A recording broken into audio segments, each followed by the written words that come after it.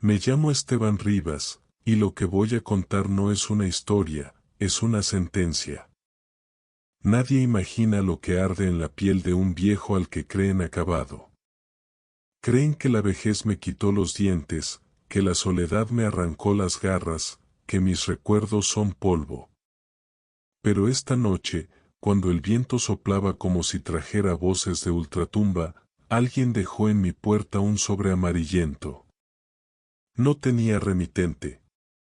Solo mi nombre escrito con una caligrafía firme, demasiado firme para ser casual. Don Esteban. Nadie me llama así desde hace décadas. Mis manos temblaron al abrirlo, y dentro encontré lo que jamás debí ver, o quizá lo que siempre sospeché, pruebas irrefutables de que mi propia sangre me había despojado de todo. Había extractos bancarios, firmas falsificadas, cuentas en paraísos fiscales. Fechas, nombres, números. Cada línea era como un latigazo directo a mis huesos. Alejandro, mi hijo mayor, el que se pasea de traje impecable diciendo que todo lo que tiene se lo debe a su esfuerzo, fue quien lideró el robo. Clara, mi niña consentida, la que me abrazaba con lágrimas falsas, también firmó documentos en mi contra. Y los nietos, carne de mi carne, listos para arrastrar mi apellido por el lodo. Mientras leía, el cigarro que sostenía entre mis dedos se consumió hasta quemarme la piel. El dolor no me hizo soltarlo. Al contrario, lo aplasté contra la mesa de madera, dejando un agujero, como si quisiera marcar en la superficie lo que esa carta marcaba en mi alma. Mis huesos ardían más que el tabaco, y comprendí algo que debería aterrar a cualquiera, no me quedaba nada que perder. Cerré los ojos y recordé a mis hijos cuando eran pequeños, corriendo por el jardín, riendo. Yo creí que les daba un legado. Ahora sé que les di armas para destruirme. ¿Y qué hace un hombre al que le roban todo, hasta el respeto? Hace justicia, a su manera. Doblé la carta, la guardé bajo mi camisa, junto a mi pecho, como un talismán oscuro. Si la sangre me traicionó, la sangre sería mi pago. Y para cobrar, yo mismo tendría que abrir las viejas puertas del infierno que lleva mi apellido. Porque si un sobre podía arder en mis manos, ¿qué pasaría cuando incendiara la memoria de toda mi familia? Esa noche, después de leer la carta maldita, no pude dormir. El silencio de la casa era tan espeso que parecía que las paredes respiraban conmigo. Caminé hasta el desván, donde el polvo se acumula como si supiera que ahí guardo lo que nadie más debía tocar. Abrí el candado oxidado, y el chirrido de la bisagra sonó como un gemido ahogado. Allí estaba el viejo baúl de hierro. Mis hijos nunca supieron lo que guardaba dentro. Lo levanté con esfuerzo, como si estuviera levantando un ataúd que yo mismo había enterrado. La tapa se abrió, y de golpe el olor a tiempo muerto me golpeó la nariz. Mis trofeos de padre. Ahí estaban, perfectamente conservados, los dientes de leche de Alejandro y Clara, envueltos en gasas amarillentas, mechones de cabello atados con listones descoloridos. Dibujos infantiles en hojas casi rotas que aún tenían manchas de comida. Recuerdos de inocencia. Reliquias de amor. O al menos eso pensé en algún tiempo. Hoy los vi de otra forma, como pruebas de mi estupidez. Cada diente era el recordatorio de una sonrisa que me mordió el alma.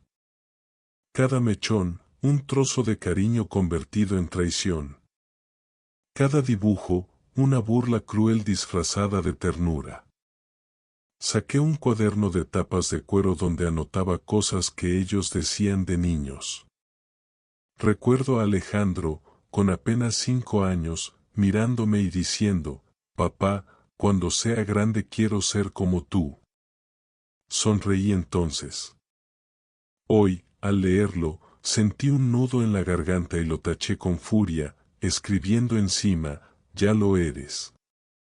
Un ladrón hipócrita. Metí la mano al fondo del baúl y encontré algo que había olvidado, una caja pequeña con el primer diente de Clara, el que me dio llorando mientras yo le decía que el ratón de los dientes le dejaría una moneda bajo la almohada. Abrí la caja y vi el diente amarillo, casi deshecho. Lo apreté en la palma de mi mano hasta que me sangró la piel. ¿Qué moneda me dejó ella ahora?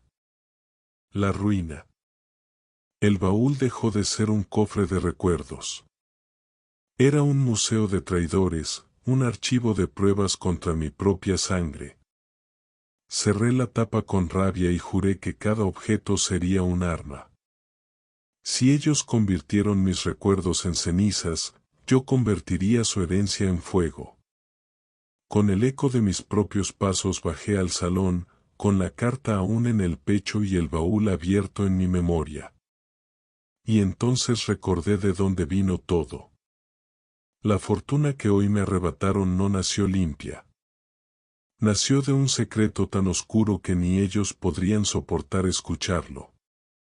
Muchos dicen que la riqueza es fruto del esfuerzo, de las horas de trabajo, del sudor honesto que moja la frente. Pero yo sé la verdad, la fortuna de los Rivas nació bañada en mentiras y sangre. Yo no fui un santo. Nunca lo fui. En mis años de juventud, cuando todo estaba por hacerse, entendí que la honestidad era para los débiles. Mi difunta esposa, Teresa, solía decirme que la suerte me sonreía porque yo tenía visión. No, Teresa, lo que yo tuve fue hambre, y hambre de la más sucia. El negocio comenzó con algo tan simple como una receta. Una bebida, un vino que mis tierras producían con la uva más barata. Pero nadie paga millones por lo barato. Así que lo transformé en un producto de élite con ayuda de químicos, colorantes y un socio demasiado ingenuo. Ese hombre, Ramiro Córdoba, confiaba en mí como en un hermano. Juntos levantamos una marca que en pocos años inundó fiestas, hoteles y hasta palacios. Todos brindaban con nuestro veneno sin saberlo. Pero Ramiro era blando. No soportaba las trampas, los sobornos a inspectores de sanidad, las etiquetas falsas con premios inexistentes, el dinero lavado en cada exportación. Una noche, con la copa en la mano, me dijo, Esteban, esto nos va a costar el alma. Yo lo miré, y le serví más vino. No sabía que esa botella llevaba la dosis exacta que lo haría dormir para siempre. Murió con una sonrisa en los labios, pensando que brindaba por nuestro éxito. Nadie sospechó. Nadie preguntó. Y yo heredé todo lo que construimos juntos. Desde entonces, la fortuna creció como una sombra que nunca dejó de expandirse, tierras, negocios, bancos, colegios. Todo sobre cimientos podridos. Mis hijos y nietos nacieron entre lujos, sin saber que cada moneda que tocaban estaba manchada de veneno. Lo que hoy me robaron nunca fue limpio, pero era mío. Mío por derecho, mío por crimen. Y mientras pienso en todo lo que hice para levantar ese imperio, mi mente vuelve a la carta. Alejandro, mi primogénito, fue el que lideró el saqueo. Él, que juraba ser mi reflejo, fue el primero en clavarme el cuchillo. Lo recuerdo de niño, con sus dientes de leche guardados en el baúl. Ahora, un hombre hecho y derecho, convertido en verdugo de su propio padre. Pero no sabe que yo aprendí a destruir antes que él aprendiera a caminar. Y así decidí que mi primer golpe debía ser contra él. El hijo perfecto, el ladrón real. Mi primogénito. Arturo. El orgullo de la familia, el que todos veneraban como un hombre intachable, aquel que en las reuniones levantaba la copa y era aplaudido como si fuese un santo. Pero yo, su padre, siempre supe leer en sus ojos ese brillo enfermizo de quien se siente demasiado listo para que lo descubran. Y ahora lo veo, sin que él lo sepa, desde la penumbra de mi estudio, con los documentos que logré sustraer de su despacho. Contratos falsos, firmas adulteradas, empresas fantasmas, toda una red de estafa que no solo vació mis cuentas, sino que también ensució el apellido que con tanto sacrificio levanté.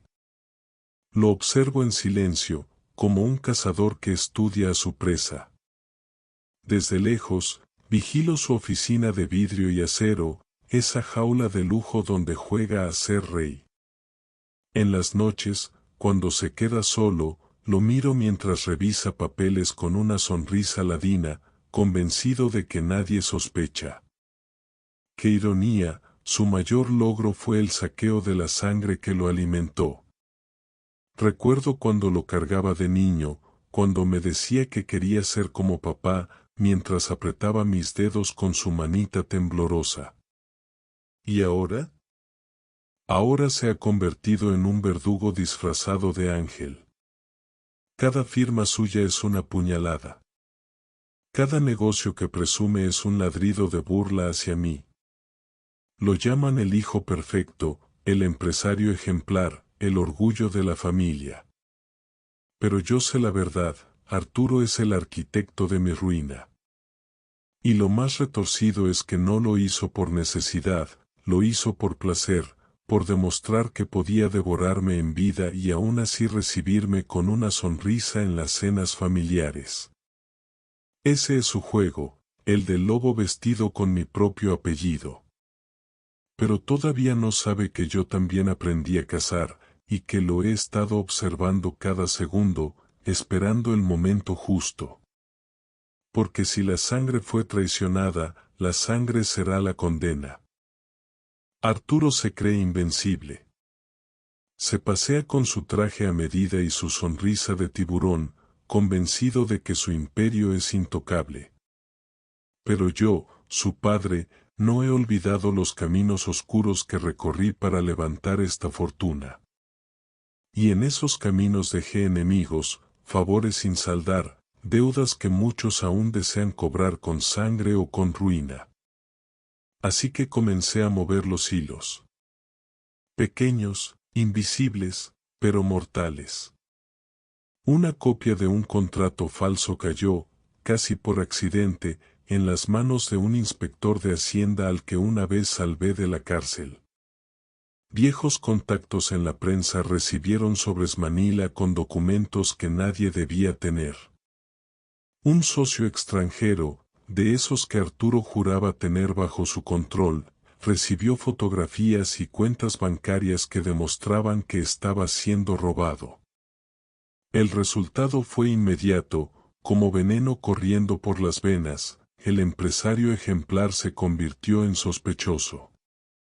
En menos de una semana, lo que eran halagos se volvieron cuchicheos, lo que era respeto, ahora son dudas envenenadas. Lo vi en los periódicos, su rostro en primera plana, con titulares que lo devoraban como buitres, investigado por fraude millonario. Lo escuché en las reuniones familiares, cuando mis otros hijos bajaban la voz y fingían preocupación, mientras sus ojos brillaban de morbo. Ese día, Arturo llegó a casa con el traje arrugado y el gesto desencajado.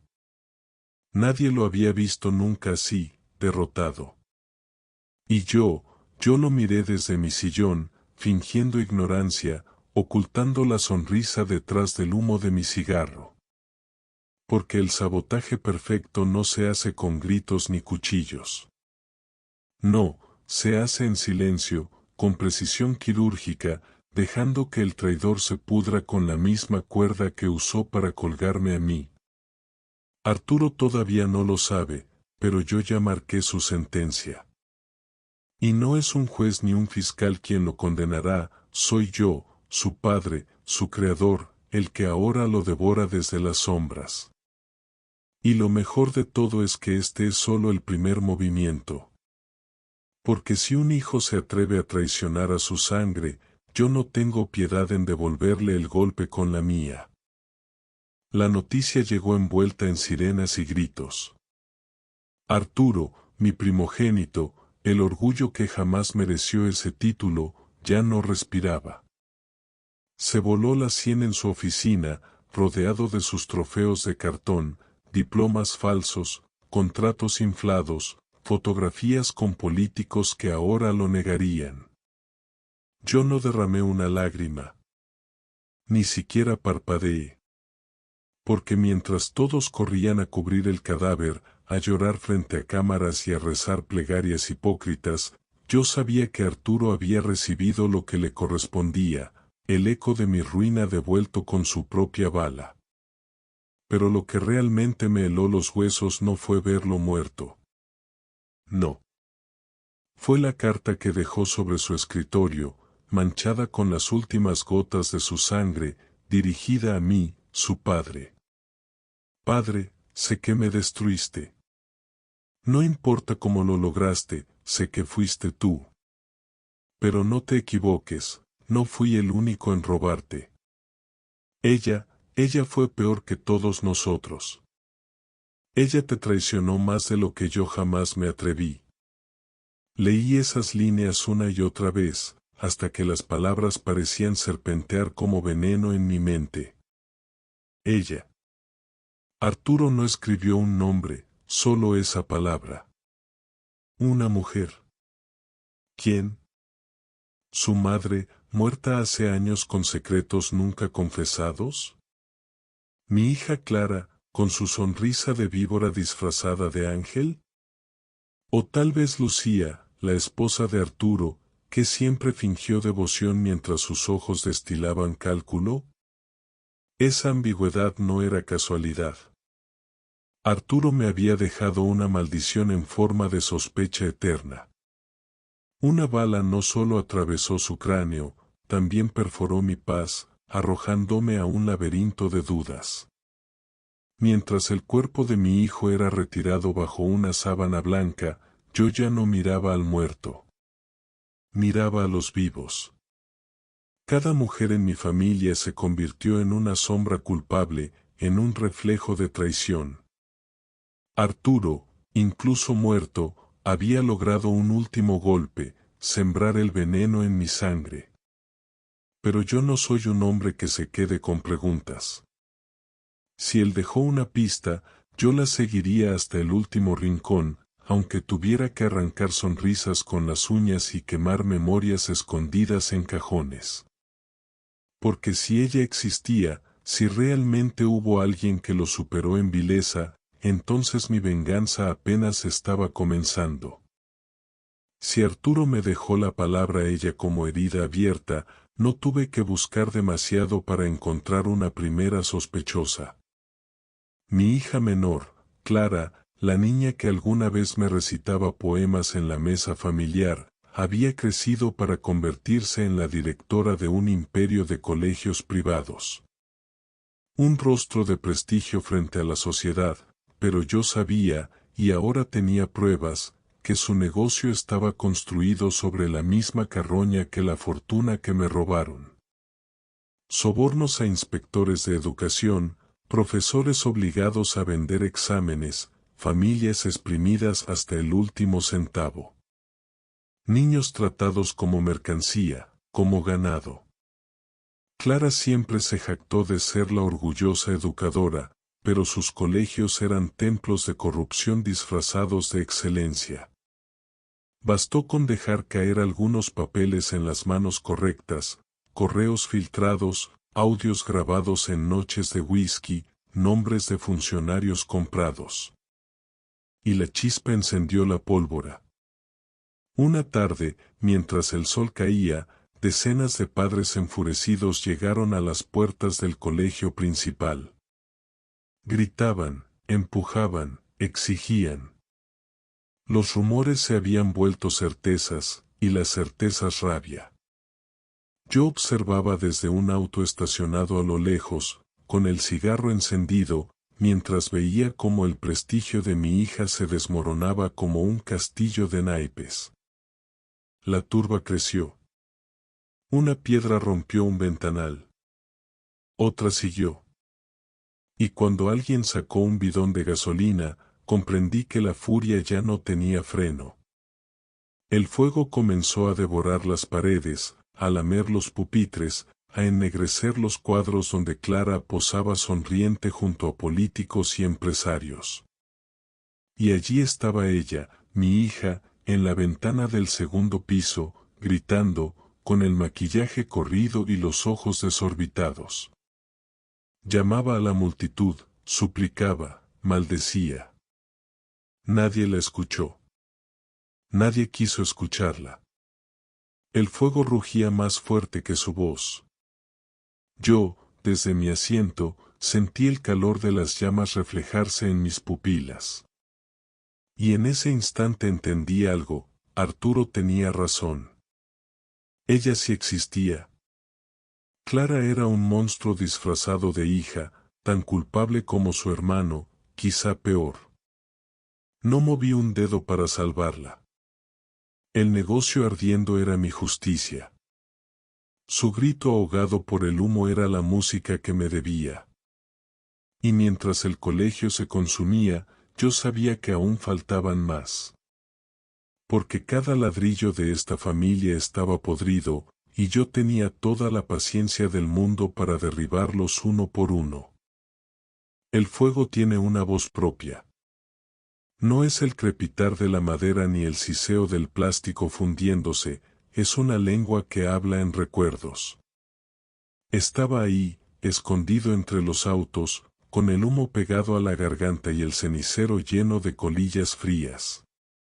Vi a Clara en la ventana, vi su boca abrirse en un grito que no pedía perdón sino excusas tardías, y vi cómo la multitud se volvía un mar negro de manos levantadas y piedras.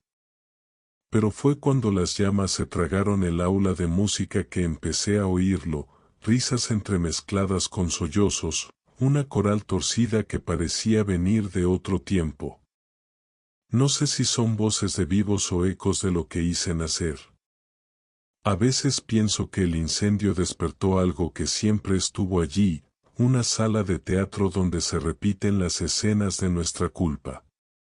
Escuché a un niño cantar un fragmento de una canción que mi nieto Julián tarareaba cuando tenía 4 años. Después, a la vez, escuché un llanto infantil que me heló la sangre. ¿Es posible que mis acciones reanimen fantasmas? ¿O soy yo el espectador que, al mirar ardiente mi propia obra, proyecta en las llamas las voces que deseo oír? Las paredes ardían con fotos, caras sonrientes se volvieron sombras negruzcas y los dibujos que guardé en el baúl comenzaron a ondear en la ventana como banderines funerarios. Pensé en Teresa, mi mujer, y en la forma en que su risa se había vuelto silencio tras su muerte. Pensé en Arturo con sus trajes y su corbata manchada de vergüenza. Pensé en Clara, que ahora gritaba entre humo y ceniza. Y entonces, con una calma que me pareció monstruosa, entendí que las voces no solo eran recuerdos, eran acusaciones. Cada carcajada era una pregunta, ¿por qué dejaste que pasara? Cada sollozo, una sentencia, ¿qué derecho tuviste de jugar con sus vidas? La multitud prendió fuego a la reputación que ella construyó. Las llamas lamieron los diplomas, devoraron los sellos oficiales, volatilizaron el brillo de las placas conmemorativas. Y entre ese coro de destrucción, algo más surgió, un susurro que no venía del fuego sino del silencio que lo rodeaba. No es solo dinero lo que perdiste, viejo. Es sangre. La frase me alcanzó como un chorro de aire caliente en la nuca. Me alejé antes de que el edificio colapsara, con el estómago lleno de humo y la certeza de que algo en esa noche cambió para siempre. No porque me importaran las aulas o las banquetas rotas, importaba, claro, que la casa familiar se deshiciera como lo había hecho mi fortuna, sino porque comprendí que entre las llamas había quedado una verdad que no podía quemar del todo: la paternidad es un legado de actos, y mis actos habían producido monstruos. Mientras me alejaba, una sombra se deslizó entre las ruinas, y por un instante vi a alguien inclinarse sobre un cajón medio chamuscado y sacar un papel. No pude distinguir el rostro, solo supe que era joven, que sus manos temblaban y que, al levantar la vista, me pareció ver algo que no esperaba, una mezcla de furia y reconocimiento. Julián, pensé. ¿O alguien más? Quizá un nieto que ya no era el que yo había imaginado. Quizá el secreto que guardaba la sangre comenzaba a rugir su verdad. Esa noche, mientras el humo subía y la ciudad murmuraba sobre justicia y castigo, me di cuenta de algo más peligroso que el fuego, la revelación que el fuego había dejado al descubierto. En las tablas chamuscadas del colegio había quedado algo que apuntaba más allá de Clara, más allá de Arturo. Una verdad que, si la desenterraba, no solo destruiría reputaciones, destruiría identidades. La venganza quemó paredes. Pero lo que ardió por dentro ya no se apagaría con agua. Y esa es la razón por la que, al volver a casa con las manos manchadas de polvo y ceniza, supe que el siguiente paso debía ser personal, íntimo y lastimosamente cierto. Encontrar al nieto cuya sangre no era lo que todos creían. El humo del colegio aún olía en mi ropa cuando recibí la llamada. Era Julián, mi nieto preferido, o al menos, el que yo creía más limpio de todos. Su voz quebrada, con ese temblor entre furia y miedo, me obligó a escucharlo en silencio. Abuelo, no soy quien creía ser. No lo entendí de inmediato. Pensé que hablaba de culpas escolares, de exámenes comprados, de las típicas vergüenzas juveniles. Pero lo que me confesó después atravesó mis huesos como un hierro candente. Había encontrado, entre los archivos calcinados que rescató del incendio, una partida de nacimiento adulterada, escondida en una carpeta olvidada. Los sellos falsos, las firmas torcidas, y un nombre que no debía estar ahí. Julián no era hijo de mi difunto Arturo, como todos creíamos. Ni de Lucía, su esposa. Era el fruto prohibido de una relación aún más enferma, un incesto secreto, un pecado de sangre. La madre, Clara, mi hija menor. El padre, su propio hermano, Arturo. El silencio tras esa revelación fue tan espeso que juré escuchar el crujido de mi propio corazón. Yo, que siempre me había enorgullecido de levantar un imperio con mis manos, había criado víboras que no solo me robaron la fortuna, sino que convirtieron la sangre familiar en barro de cloaca. ¿Qué soy, abuelo?, me preguntó Julián, con la voz rota. ¿Un error? ¿Una maldición? No supe qué contestar. Porque lo que vi cuando lo miré esa tarde, frente a frente, fue el reflejo exacto de nuestra podredumbre. Sus facciones eran un espejo de Arturo, pero con la mirada esquiva de Clara. Era como si los pecados de mis hijos hubieran decidido esculpir un rostro para atormentarme a mí. Él lloraba, golpeaba la mesa, pedía respuestas. Yo lo observaba como quien mira a un fantasma nacido de una blasfemia. Y en mi interior, entre rabia y asco, apareció una certeza: Julián no era culpable de su origen, pero era la prueba viviente de que mi familia estaba maldita. El nieto bastardo era el recordatorio de que la sangre que yo intentaba vengar ya estaba envenenada desde adentro. Y mientras lo veía desgarrarse en su miseria, comprendí que mi venganza no necesitaba inventar monstruos. Ya los tenía frente a mí, engendrados en mi propia casa. Lo llevé al despacho, ese cuarto donde aún conservo los muebles de roble ennegrecido, las cortinas cerradas y el olor rancio de tabaco y whisky barato. Allí, frente a la pared, colgaba un espejo grande, antiguo, enmarcado en oro gastado. Un espejo que ha reflejado las sonrisas hipócritas de esta familia en incontables cenas y celebraciones. Ahora, en cambio, sería un verdugo silencioso. Mírate, le ordené a Julián, con la voz seca, como un látigo. Él obedeció, temblando. La luz de la lámpara le marcaba cada arruga de la frente, cada lágrima que aún corría por sus mejillas. En el reflejo vi lo que yo quería mostrarle, no un nieto inocente, no una víctima, sino la encarnación de nuestra podredumbre. Me acerqué a su oído y le susurré, con el veneno que se reserva para los enemigos más cercanos. Tu sangre es la prueba más sucia de lo que somos. No eres un error, eres el recordatorio vivo de que esta familia nació condenada. Vi cómo sus labios se torcieron, cómo sus manos temblaban al agarrar el marco del espejo. Quiso apartar la vista, pero yo lo sujeté por la nuca y lo obligué a mirarse otra vez. Mírate bien, Julián. Allí están Arturo y Clara. Allí estás tú, nacido del lodo, condenado a ser su espejo roto. Fue entonces cuando, en un arranque de furia, estrelló su frente contra el vidrio. El espejo se quebró con un estruendo seco, y la sangre empezó a deslizarse por su rostro como un hilo rojo que lo marcaba. Se tambaleó, jadeando, con los fragmentos brillando aún en su piel. Yo no lo detuve. Lo observé como se observa a un animal salvaje atrapado en su propia trampa. Y mientras él respiraba entre sollozos y sangre, entendí que había cruzado un límite. Julián ya no era mi nieto, ni siquiera mi descendencia.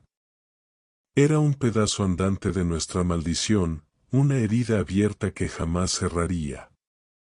El espejo roto no solo le devolvió su reflejo manchado, también me mostró el mío. Y por un instante, en esos pedazos ensangrentados, creí escuchar una voz que no era la suya ni la mía, sino la de todos los muertos de esta familia. La sangre no se hereda, se cobra. Nunca pensé que volvería a abrir aquel armario. El vestido de encaje todavía guardaba su aroma marchito a lavanda, y entre las cajas polvorientas encontré lo que menos esperaba, un cuaderno de tapas rojas, gastado, con las iniciales TR grabadas a mano. El diario de Teresa. Mi esposa muerta. Lo abrí con un respeto que no sentía, porque el amor que alguna vez me sostuvo ya se había transformado en otro combustible, el odio. Y lo que encontré entre esas páginas amarillentas fue peor que cualquier traición de mis hijos. Allí estaba su caligrafía delicada, casi temblorosa, describiendo noches en las que yo dormía y ella contaba monedas en silencio. Teresa, la mujer que me juró lealtad hasta la tumba, también me robó. Desvió dinero, escondió ganancias, ocultó cifras que nunca cuadraron. Y no solo eso, en sus líneas más íntimas escribió nombres de cómplices, hombres de confianza míos que terminaron siendo amantes de confianza suya. Esteban nunca sabrá la verdad.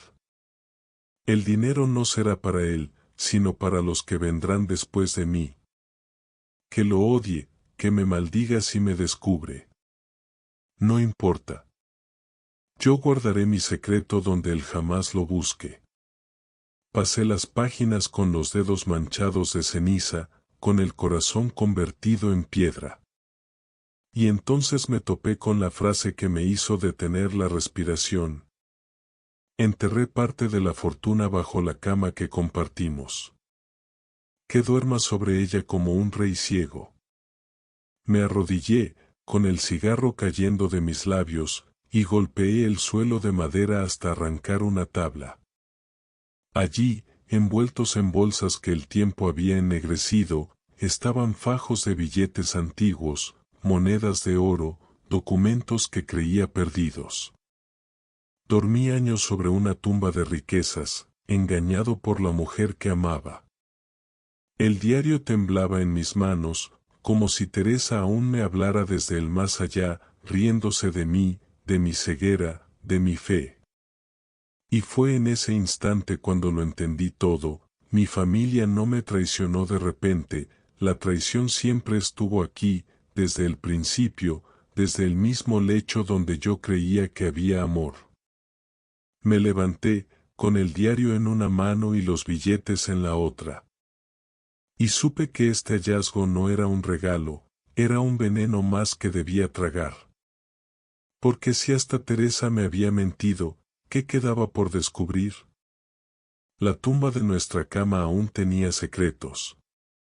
Y yo estaba dispuesto a seguir desenterrándolos, aunque me arrastraran a la locura. Mis manos tiemblan mientras arranco las tablas podridas del piso. El polvo se mezcla con el olor rancio de lo que estuvo escondido por décadas.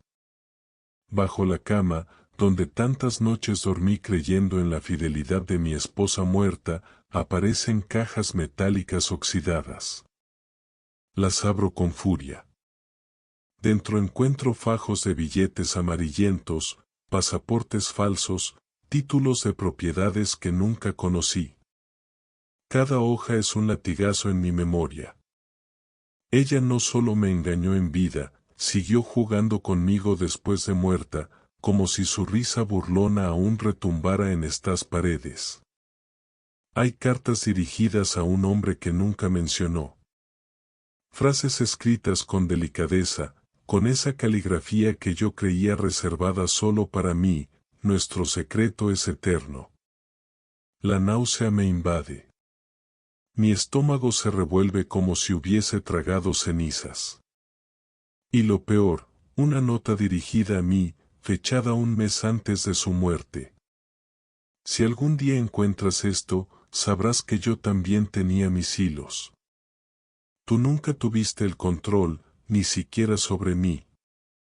El cuarto se cierra sobre mí como una tumba. Los documentos, las pruebas, el dinero, son veneno puro. No son tesoros ocultos, son cicatrices hechas papel. La traición no acabó con su último aliento, se enterró en mi casa, en mi cama, en mis sueños. Levanto la vista y veo el espejo roto donde antes forcé a mi nieto a mirarse. Mi reflejo sangrante se multiplica en cada fragmento. Ahora entiendo, no solo ellos son la podredumbre. Yo también lo soy. La mujer que toda la vida permaneció a mi lado como sombra, la que servía el café sin mirarme a los ojos, hoy se atrevió a hablar. Sus manos temblaban, pero su voz era firme, cargada de años de silencios que ardían en su garganta. Señor, yo no solo fui su empleada, me dijo, y en ese instante sentí que el mundo se detenía.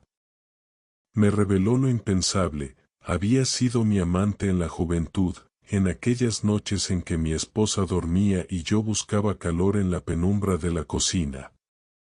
Pero no fue un romance pasajero, de esa traición nació un hijo ilegítimo, un hijo que ella escondió de todos y crió lejos de esta casa podrida.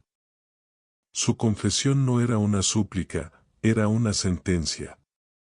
Él creció sabiendo que su padre lo negó. Yo le enseñé a odiarlos, a odiarla a ella, a odiar esta familia. Y ahora vive, esperando el momento de cobrarse cada lágrima, cada humillación. El aire se volvió pesado, como si las paredes se escucharan y se estremecieran. Sentí la sangre golpearme en las sienes. Un hijo oculto, un hijo que nunca conocí, y que ahora, según sus palabras, respira solo para verme caer. Ella lo dijo con un extraño orgullo, como quien revela el arma que mantuvo oculta hasta el final de la guerra. Su verdadero heredero no es ninguno de esos que destruyó. Es él, y viene por usted.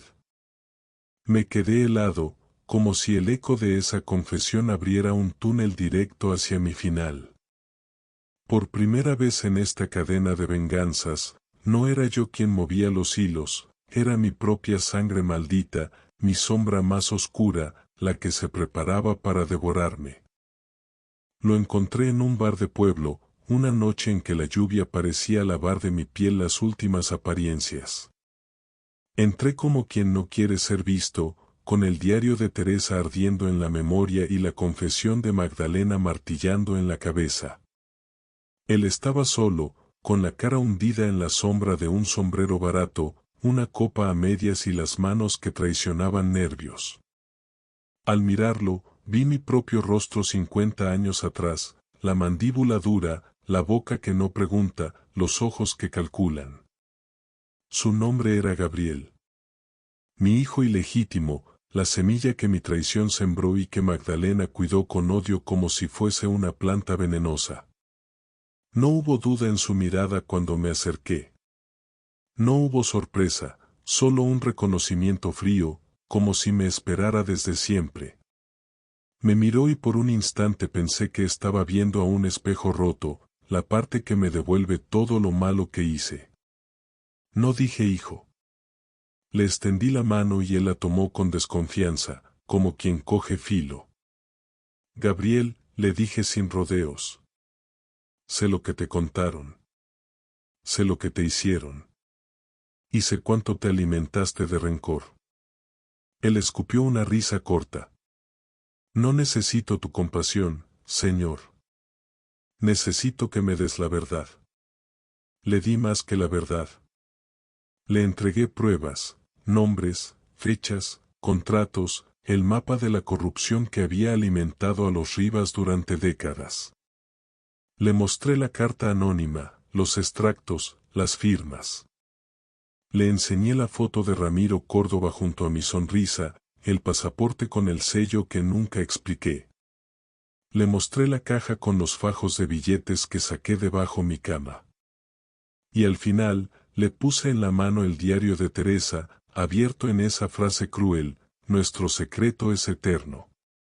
Vi cómo su rostro cambió. No era la sorpresa lo que le movía, sino la confirmación, todo lo que Magdalena le había enseñado era cierto. Lo que antes había sido rabia muda se tornó en combustible. Gabriel no necesitó jurar lealtad. La lealtad ya la tenía, hacia su propio dolor, hacia la niñez que le negaron. Hagámoslo entonces, dijo. ¿Qué quieres que haga? No pedí sangre sin sentido. Pedí precisión. Le di nombres de quienes mantenían los hilos del saqueo, un notario que falsificaba papeles, un concejal que firmaba permisos a cambio de sobres, un inspector al que los Rivas tenían comprado. Le di direcciones, modales, cuentas. Le enseñé a moverse en la ciudad como un fantasma. Lo convertí en mi cómplice porque su furia era la herramienta que yo ya no poseía en su juventud, la impunidad moral de quien no tiene nada que perder. Le di el veneno y la forma, y él se encargó del resto con una frialdad que me dio escalofríos. A veces, cuando me habló de cómo dejó caer un sobre en un cajón o cómo cambió una llave de sitio, sentí que el pasado se cerraba sobre mí como una trampa bien hecha. Gabriel no era un animal ciego, era un espejo activo. Cada movimiento suyo era una acusación convertida en acto. Y mientras su mano trazaba la línea que me devolvería lo que me habían quitado, yo me descubrí disfrutando de la colaboración de mi propia sombra. Lo peor, o lo mejor, según se mire, es que al convertirlo en arma, también lo humanicé. Le di la oportunidad de ser más que el rencor que lo moldeó, le di propósito. Y lo que él quiso a cambio no fue dinero, fue que apretara los nudos justo donde dolían más. Salimos del bar en silencio, dos fantasmas con un pacto, con la noche a nuestras espaldas y la promesa de hacer caer, uno a uno, los pilares de la familia. Mientras caminábamos, pensé en Teresa, en Magdalena, en el baúl de dientes y en el espejo roto. Todo encajaba en un plan espeso y cruel. Y sin embargo, algo en los ojos de Gabriel me inquietaba, no era solo venganza lo que veía en ellos. Había un brillo que prometía que, cuando todo terminara, él no sería un peón. Sería el heredero de la ruina. Y esa idea, más que enfurecerme, me obligó a sonreír con la boca seca. La venganza ya no era mía sola. Era nuestra. No hay arma más letal que la duda, y yo la sembré con la precisión de un cirujano que corta sin temblar. Gabriel fue mi mensajero invisible, dejaba sobres en lugares exactos, hacía llamadas anónimas, filtraba audios que él mismo fabricaba con voces robadas. Yo le enseñé que a veces no hace falta matar con las manos, basta con torcer la confianza. El primero en morder el anzuelo fue Esteban, el abogado de la familia, mi segundo hijo, que siempre presumía de honor y pulcritud. Gabriel hizo llegar a Lucía, su hermana menor, unos papeles con la firma de Esteban aprobando transferencias fantasmas. Y a Esteban le llegó, como caído del cielo, un audio donde Lucía confesaba haber sobornado a inspectores para cubrir el desastre de su colegio incendiado. Ambos sabían que la traición era posible. Ninguno dudó en creer que el otro era culpable. Las llamadas comenzaron, insultos primero, acusaciones después. En menos de una semana, los abogados que solían trabajar juntos estaban enfrentándose en tribunales. Lucía, con sus trajes arrugados por las noches sin dormir, gritaba frente a cámaras que Esteban la había usado como pantalla de sus fraudes. Esteban, con la mandíbula tensa, juraba que su hermana lo hundía para salvarse del incendio que aún le olía a humo en la ropa. Mientras tanto, Martín, el nieto que un día creyó ser bastardo de otro, recibió un sobre anónimo con una foto de su madre Lucía abrazando a Esteban demasiado cerca, en una pose ambigua. Amantes, murmuró Gabriel al dejárselo sobre la mesa. El muchacho, que ya cargaba con la verdad de su sangre podrida, estalló en una furia que lo llevó a encarar a su madre entre gritos y empujones. Ella lloraba, juraba que todo era mentira, pero su voz se rompía como cristal en un suelo lleno de sospechas. Y yo me sentaba en mi sillón, con la ventana abierta para que entrara el humo del cigarro, viendo los noticieros, escuchando las grabaciones, leyendo los titulares, la familia Rivas en guerra interna, denuncias cruzadas entre hermanos millonarios, escándalo en la élite empresarial. Ellos se hacían pedazos con los colmillos que un día me clavaron a mí.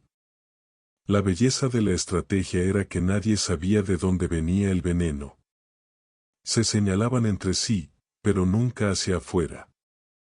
Cada hermano culpaba al otro, cada nieto dudaba de su sangre. Demandas, amenazas, peleas a golpes en oficinas alfombradas. Gabriel los miraba como un niño en Navidad, viendo a los ricos despedazarse como perros rabiosos por un hueso que nunca les perteneció. Yo había soltado la jauría dentro de la propia jaula. Y lo mejor estaba aún por venir, pronto no necesitaría mover un solo dedo. Ellos mismos harían el trabajo sucio de destruirse hasta los cimientos. Porque la verdadera herencia que les dejé no fue dinero. Fue desconfianza. Y en su carne, en sus ojos rotos, esa semilla crecía como cáncer. La idea nació como un susurro en la penumbra de mi habitación, reunirlos a todos, sentarlos frente a mí, mirarlos a los ojos como cuando eran niños, pero ahora no para compartir pan, sino veneno. No un veneno químico, no aún, sino uno más lento, invisible, hecho de miedo y desconfianza. Una cena disfrazada de reconciliación. Preparé cada detalle como un director de orquesta afinando los instrumentos de una sinfonía macabra. Mandé invitaciones escritas a mano, con mi letra temblorosa pero solemne, la familia debe volver a la mesa. Por una noche, olvidemos las heridas. Los espero en casa. Nadie se atrevió a rechazar. El morbo, la codicia y el miedo de quedar fuera de la jugada los obligó a aceptar. La noche llegó y mi viejo comedor, que había estado años apagado, volvió a brillar con lámparas de cristal, candelabros antiguos y un mantel blanco que parecía burla. Sobre la mesa, los cubiertos de plata que Teresa adoraba brillaban bajo la luz amarillenta. Abrí las botellas de vino más caras que aún me quedaban, de la colección que nadie recordaba. El aroma de la comida, cordero al horno, ensaladas bañadas en aceite oscuro, pan recién hecho, llenaba el aire como un bálsamo envenenado. Esteban fue el primero en llegar, con el gesto duro, sin quitarse la chaqueta. Detrás, Lucía, ojerosa, con un vestido negro como si viniera de un funeral. Luego los nietos, cada uno con su propio veneno en la mirada. Y, como una sombra al final del corredor, Gabriel, mi bastardo, que se sentó en silencio, observando a todos con la calma del verdugo que aún no levanta el hacha. Brindemos, dije, levantando mi copa con una sonrisa seca. Por la familia, por lo que fuimos y lo que nunca volveremos a ser. Las copas chocaron con un sonido hueco. El vino corría como sangre líquida, y pronto las lenguas se soltaron. Un comentario mordaz de Esteban hacia Lucía, una réplica venenosa de ella, las risas nerviosas de los nietos, cada palabra un filo que cortaba la falsa armonía. Yo los miraba devorar la comida como hienas que creen haber cazado. Nadie sospechaba que los platos estaban preparados con un ingrediente más perverso que cualquier veneno, la certeza de que el otro tenía razones para odiarlos. Yo había sembrado tantas dudas que cada bocado era tragado con desconfianza, cada sorbo de vino con miedo de que estuviera envenenado. La tensión creció. Una copa cayó al suelo, un insulto encendió la chispa, los cuchillos en la mesa dejaron de ser utensilios y se volvieron amenazas. Y allí, entre la carne aún sangrante y el vino derramado, entendí que había logrado lo imposible, mi familia estaba devorándose a sí misma, justo frente a mis ojos. Y yo solo sonreía, como anfitrión de la última cena de una dinastía condenada. El veneno no era una sustancia cualquiera. Lo había perfeccionado durante meses, consultando viejas libretas de un boticario amigo de mi juventud, mezclando hierbas exóticas, extractos prohibidos y microdosis que jamás dejarían rastro en una autopsia común. No buscaba un final rápido, quería un tormento pausado, un reflejo exacto de lo que yo había vivido desde aquella carta maldita, una lenta podredumbre que empezara por dentro y acabara por comerse todo. Cada copa, cada botella de vino aquella noche, era un cáliz de mi obra maestra. No un veneno de película que hace caer al suelo con espuma en la boca, no, era más sutil, más perverso. Un compuesto que atacaría primero los nervios, luego el estómago, después la mente. Pesadillas al dormir, escalofríos al despertar, piel que se volvería ceniza, pupilas que perderían el brillo, hasta que, poco a poco, el cuerpo se fuera volviendo un cascarón hueco. Los observé mientras bebían. Esteban fue el primero en vaciar su copa, con esa arrogancia de siempre. Lucía bebía a sorbos pequeños, pero al segundo brindis ya tenía el labio teñido de vino como una herida. Los nietos, nerviosos, se refugiaban en el alcohol para soportar el aire enrarecido. Y Gabriel, mi bastardo, mi sombra, solo mojaba los labios, él sabía. Él no bebía. Él era mi cómplice, mi testigo silencioso. ¿A qué sabe este vino, padre?, preguntó Esteban con sorna. Hace años que no nos invitas a tus reservas. A lo que siempre supimos que éramos, le respondí sin parpadear. A sangre vieja. rieron nerviosos. No sospechaban nada. Yo los veía como muertos en vida, como fantasmas que aún no entienden que están condenados. Cada brindis era un paso más hacia la ruina que les había preparado. Y, mientras el veneno comenzaba su lenta danza en sus venas, yo sentí una calma fría, casi religiosa. El veneno no los mataría esa noche. No vería a nadie desplomarse sobre el mantel. Eso habría sido demasiado fácil.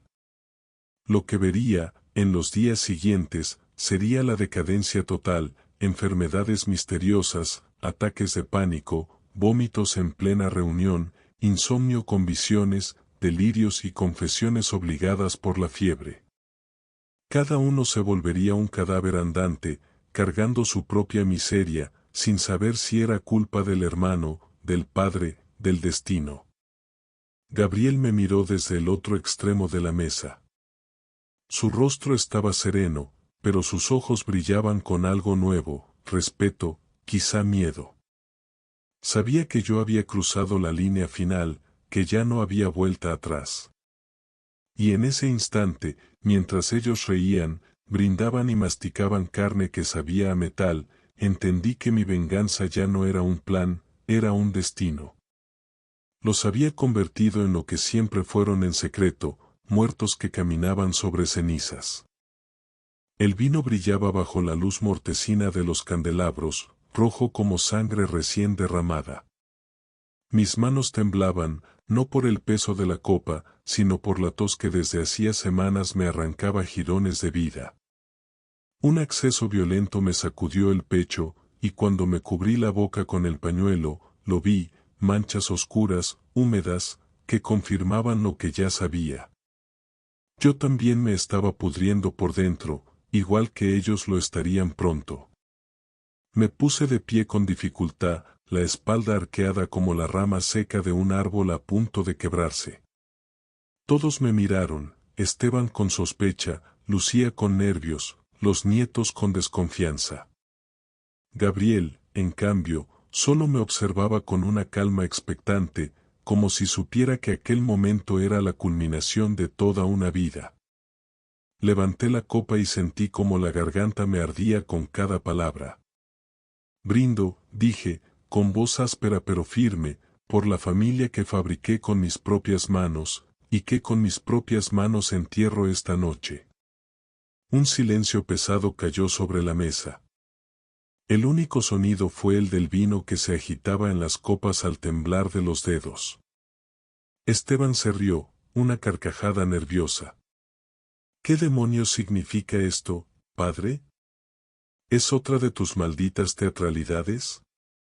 Lucía, pálida, bajó la mirada a su copa, como si de pronto comprendiera que lo que bebía no era solo vino. Los nietos empezaron a murmurar entre ellos, incapaces de sostener el peso de mi mirada. Yo bebí un sorbo largo, dejando que la garganta ardiera. La tos me dobló de nuevo, y un hilo escarlata corrió por mi labio. Nadie se movió para ayudarme. Tosí, limpiándome la boca, esto no es teatro. Es justicia. Me incliné hacia adelante, la copa aún en alto, como un sacerdote en un ritual blasfemo. Ustedes me robaron todo, me convirtieron en un cadáver en vida. Hoy yo les devuelvo cada moneda, cada mentira, cada traición.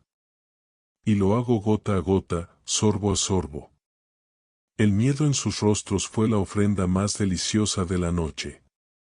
Lucía dejó caer su copa al suelo, el vino manchando el mantel como un charco de sangre.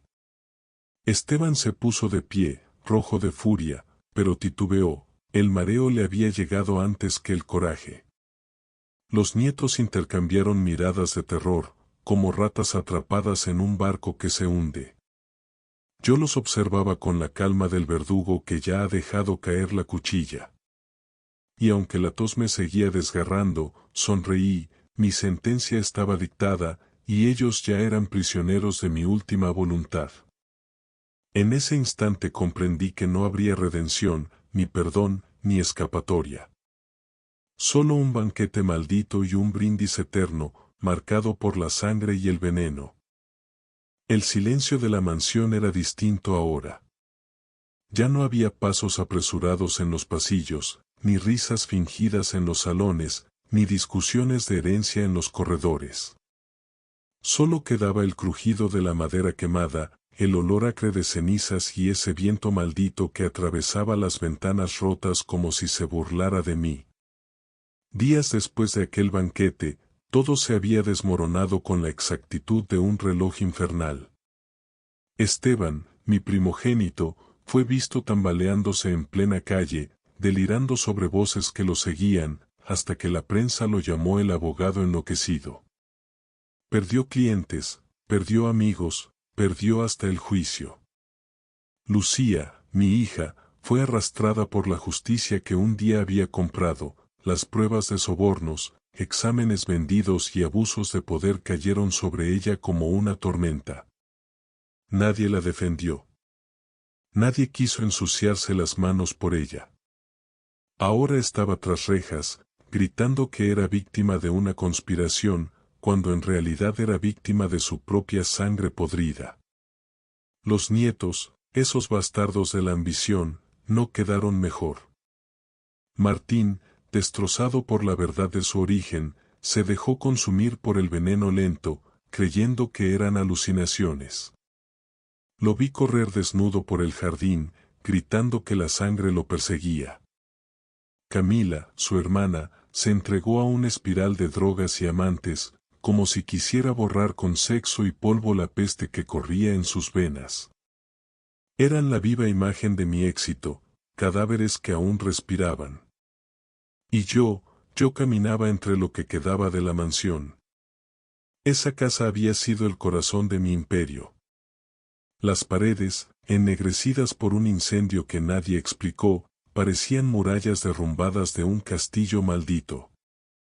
Pisaba las cenizas como quien pisa los restos de su propio legado. Pero no lloré. No me quebré. Reí. Una risa rota, áspera, que salía mezclada con tos y sangre. Reí porque por primera vez me sentí dueño de todo, de la caída, de la ruina, del silencio. No había banquetes, no había riquezas, no había herederos triunfantes. Solo quedaba yo, el último rey de un imperio muerto, paseando entre las ruinas como un fantasma satisfecho. Cada viga quemada, cada cuadro carbonizado, cada estatua rota era un trofeo. Habían querido arrebatarme lo mío, pero yo había cumplido la profecía, si no era mío, no sería de nadie. Y entre las sombras de esa casa muerta, entendí algo, el verdadero legado no son las fortunas que se guardan, sino las cenizas que se dejan atrás. Mi cuerpo ya no es más que un nido de cuchillos internos. La sangre sube a mi boca como un último brindis y la escupo sobre el mantel manchado de vino. Nadie me sostiene, nadie me llora. Me derrumbo en mi silla como un rey en su trono de ruinas, con la sonrisa clavada en el rostro, satisfecho. El aire de la mansión, cargado de veneno y resentimiento, me arrulla mientras dejo escapar mi último aliento. Mis cenizas no esperan ceremonia ni piedad. Caen sobre la misma mesa del banquete maldito, mezclándose con el vino derramado, con los restos de la carne aún tibia. Los sobrevivientes, pálidos y temblorosos, beben de las copas que aún huelen a muerte sin darse cuenta de que algo más oscuro ha entrado en ellos. Mi risa, o su eco, parece retumbar en las paredes derruidas, como si la casa misma respirara mi odio. Uno a uno se miran, confundidos, sintiendo que el veneno no solo ha tocado sus venas, sino su memoria, su alma, su futuro. El silencio es pesado, casi vivo. En sus ojos leo el reflejo de mi propia maldición, ya no son solo ellos, ni yo. Ahora somos una misma herencia podrida, un linaje que no puede purificarse. Yo muero, sí, pero no me voy del todo. Mi sombra se aferra a ellos como polvo invisible, como una voz dentro de su conciencia. Cada trago que dan les recuerda, sin palabras, que algo de mí sigue ahí, latiendo, alimentándose, creciendo. Y mientras el último sorbo se desliza por sus gargantas, comprenden, tarde, que no hay escape de las cenizas eternas. El resto, nadie lo sabrá, si se destruirán entre sí, si romperán la maldición, si la propagarán como una plaga. Mi historia termina aquí, pero mi legado apenas comienza.